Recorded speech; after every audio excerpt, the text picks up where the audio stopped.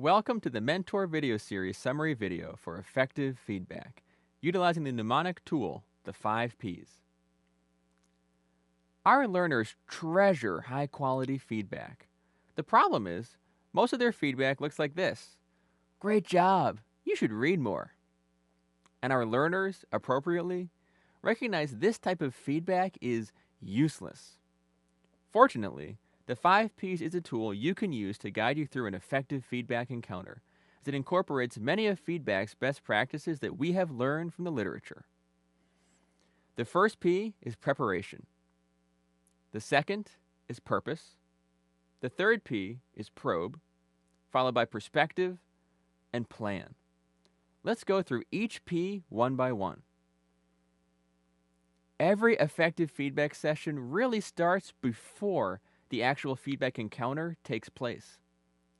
This is because many of feedback's best practices require us to be thoughtful and plan ahead.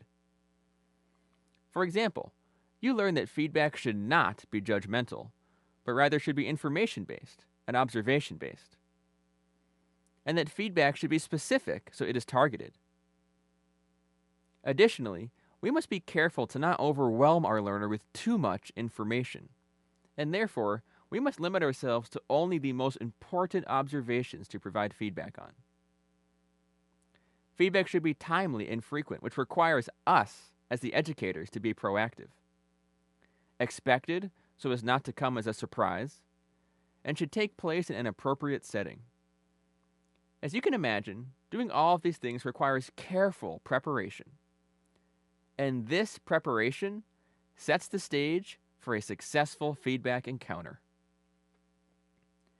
This brings us to our second P, purpose. We learned from Jack Endy that feedback at its heart, at its root, is an emotional encounter. And to help us with this aspect, we learned the golden secret of feedback from Kelly Skeff. First, they should know that you care before they care what you know.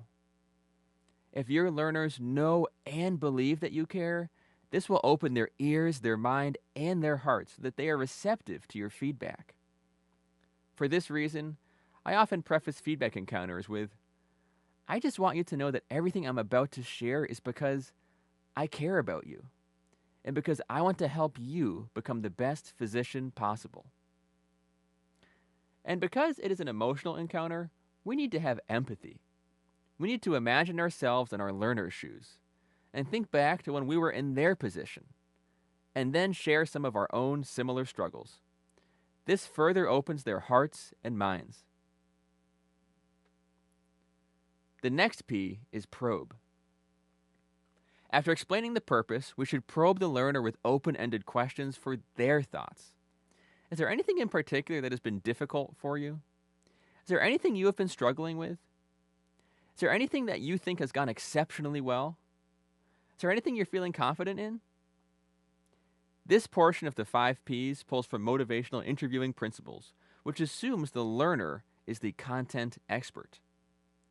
After we elicit our learner's thoughts, we then move on to the next P, perspective. This is where we share our perspective, what we have observed. At this point, we can purely focus on what the learner brought up, if we agree, or we can share some additional thoughts.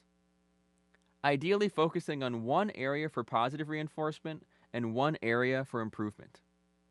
We then ask the learner for their perspective. This is an important step to calibrate our observation with our learner's perspective, because we may discover that they are very different. Once we have both shared our perspectives, we choose what to focus on, and we move on to the plan. Plan is our 5th P. The most important part of the plan is that it is actionable and realistic. It is helpful to first ask the learner their thoughts on the best steps forward, as this promotes the most buy-in and ownership by the learner. Once we have established a plan, we then set a time in the near future to follow up. At the follow-up meeting, we then do an abbreviated version of the 5 Ps, such that each cycle repeats and builds off the last.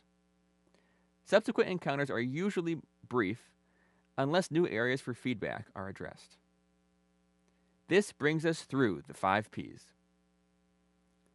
On the mentor's website, you will find a link to a PDF which can be printed and cut into a pocket card.